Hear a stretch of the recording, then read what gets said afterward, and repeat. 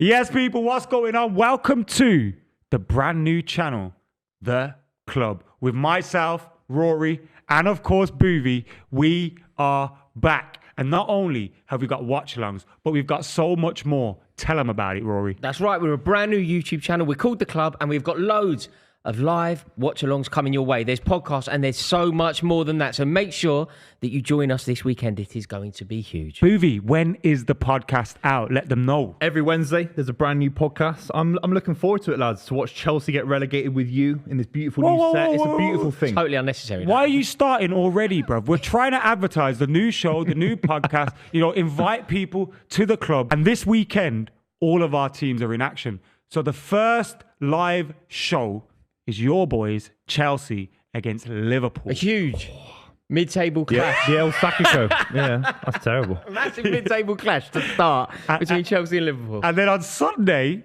we have Arsenal against Manchester United, which some are saying is now part of a title. You need to win that. Title charged type affair. You should win it with the money in your squad. You should be winning that game. Don't worry, we'll deal Ten with Hag, all that. Arsenal just like we dealt with you boys. Right, there you have it. We're The Club, and we will see you on the weekend. Get following. All of the handles are in the description below. See you in a bit. Peace. Pep Guardiola is completely and utterly correct. Everything he said in the post-match interview against Tottenham was factually true.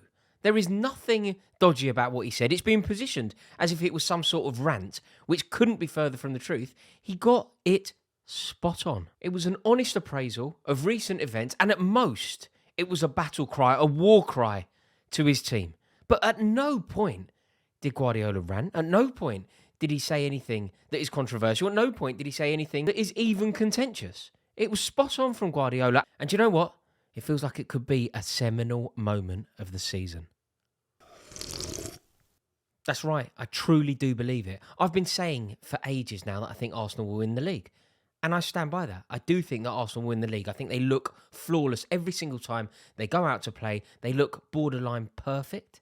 And if you compare that to their biggest challenger, Manchester City, there is a vulnerability to this City team. However, the events at the Etihad against Tottenham Hotspur could be just the tonic that City needed. A season-defining win.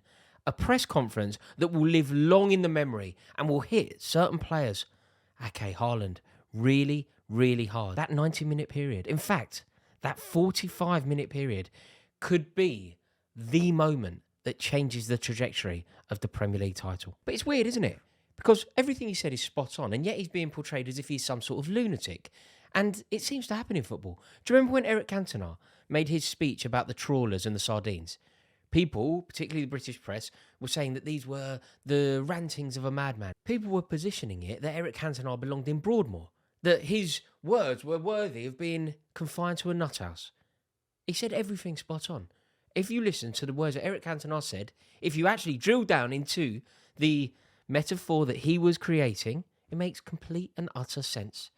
And that is the same with Pep Guardiola. It was not a rant. It was spot on at every single thing that he says, whether he's talking about the players, whether he's talking about Haaland specifically, whether he's talking about Arsenal, whether he's talking about the winners in the Arsenal team, whether he's talking about the Manchester City fans, who we will come on to. He is spot on throughout.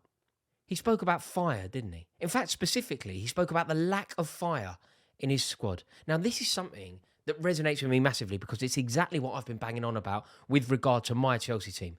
The lack of fight, the lack of heart. You know when people talk about stats, and I've always said that stats are for mugs. This is why I say that. Because the most important thing that you can have on a football pitch is nothing to do with XG. It's nothing to do with heat maps. It's nothing to do with forward passes. It's nothing to do with any of that. It's heart, fight, fire, desire. And Pep Guardiola is talking about the lack of all of those properties in his squad. So we know this, don't we? Football hipsters, they love a graph and they love exploring the expected goals of any particular team or any particular player. It's completely irrelevant. How do you quantify spirit? How do you quantify fire? That is what Manchester City are lacking. That is what Arsenal have in abundance. And that is why I believe Arsenal are going to win the league.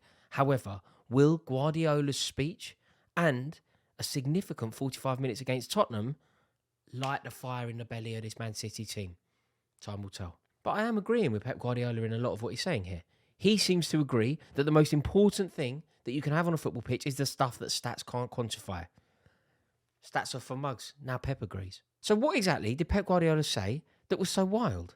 The answer is absolutely nothing.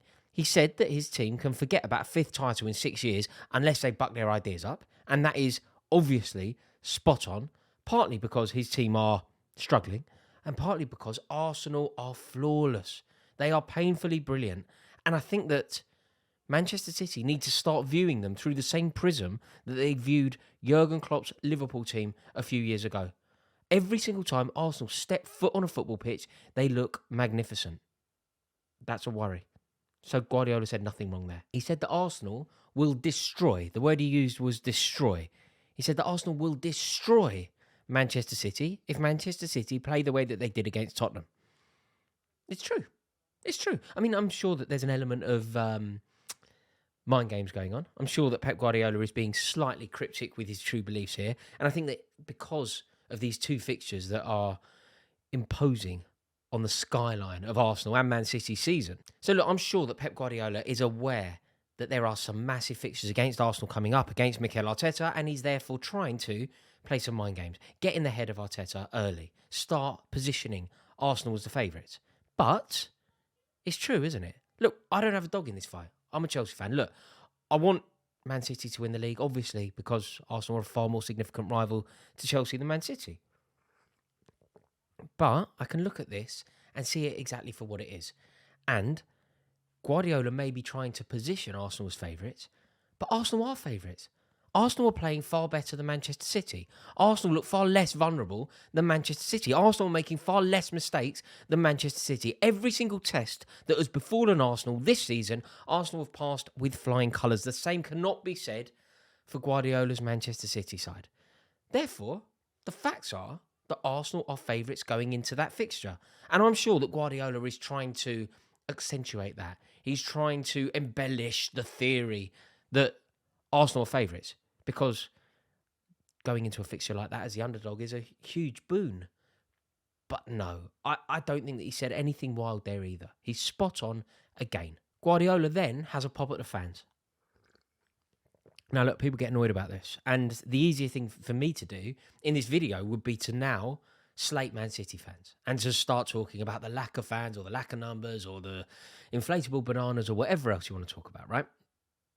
But I don't think I'm going to do that, because although what Guardiola said is true, and although it is a dig at Manchester City fans, I think it could actually be applicable to any supporters in this country. And I think that there is a bigger problem here. Guardiola speaks about the brilliance of the away fans and the lack of passion, enthusiasm, noise, volume of people at Man City. If you take people out of it, I think it's an issue that is nationwide. I think that there is a major issue with football fandom, particularly home support. Chelsea are a good example to use here. Chelsea's home support has been so drastically sanitised that at times you can hear a pin drop in Stamford Bridge. And that is applicable at Anfield, that is applicable at Old Trafford. Don't get me wrong. I've been at Anfield and I've seen it. Anfield is probably the loudest stadium I've ever been in. The year they knocked us out of, the year Kite scored and they knocked us out of the European Cup, I was the last person to leave Anfield that day. And I sat there and I watched the Cop on full voice, and it's probably the loudest stadium I've ever been in. But I've also been in Anfield and it's quiet. I've been there and it's been painfully quiet, deathly quiet. And I think their fans will admit that. It's the same at Old Trafford. It can be deathly quiet, or it can be incredibly robust and raucous. So yes, Guardiola is saying that there is an issue with the support at home. He's bang on again. Now, what's very interesting when we're talking about passionate, partisan, aggressive, tribal, loud support, that's what it should be. That's what home support should be. That's why, in theory, you win more games at home than you win away. Because at home, it's your supporters roaring you on, making life very difficult for the opposition. That isn't happening at Man City to the level that he would like. And I'm saying that he's completely correct. It won't be happening at Man City the way that he would like. I've been to City enough times to know that it can be quiet. I've seen us get battered there very early in the season, I think 3-0, and it was fairly raucous. I've also seen us beat them. I remember Kalou scoring up there. I remember that year when Diego Costa and Willian. It can be quiet, but it's applicable everywhere. But the other thing that Guardiola mentions is the Arsenal support. Now, this is painfully true. Arsenal support at the moment is truly fantastic.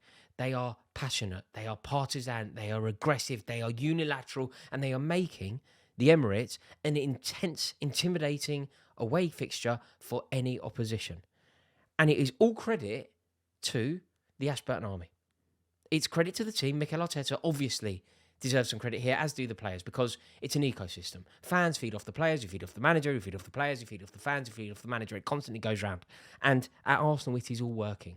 But the Emirates Stadium was once the worst in the league for volume. It really was. And it wasn't only Arsenal fans' fault. You know, I'm old enough to have gone to Highbury.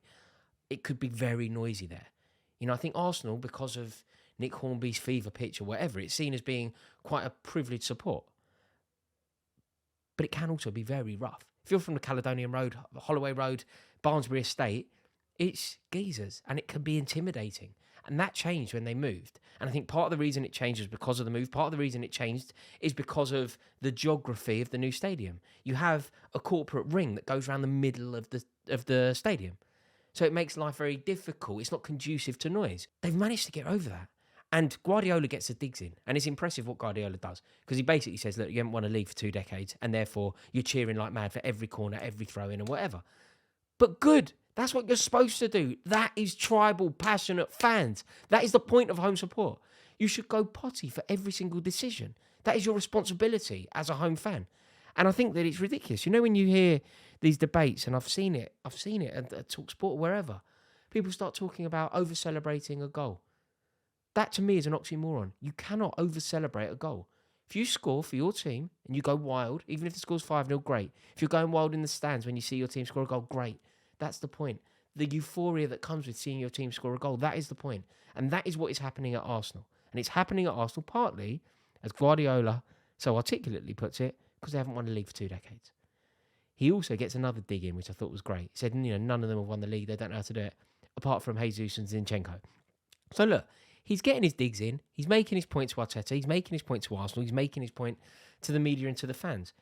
But overall, he gets everything totally and utterly spot on. Arsenal fans are more up for it. The Ashburton Army, people want to be snide about them. And look, you can be. You know, I saw all the thing. They were in an escort when the game was going on because they were worried or whatever. Then maybe they're not particularly aggressive. But they are loud and they are doing something about the atmosphere in the stadium. And crucially, it's having a direct impact on their team. Their team's ascent to the top of the league is linked directly to the brilliance of the players, to the brilliance of the manager, but also to the volume being generated from their fans.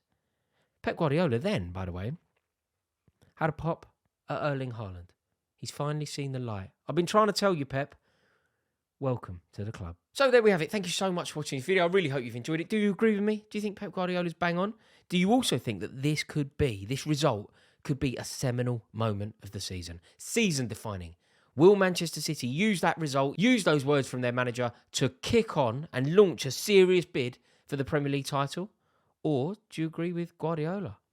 Arsenal have got it won. Let me know in the comments. Thank you for watching. Please click subscribe. See you in a bit.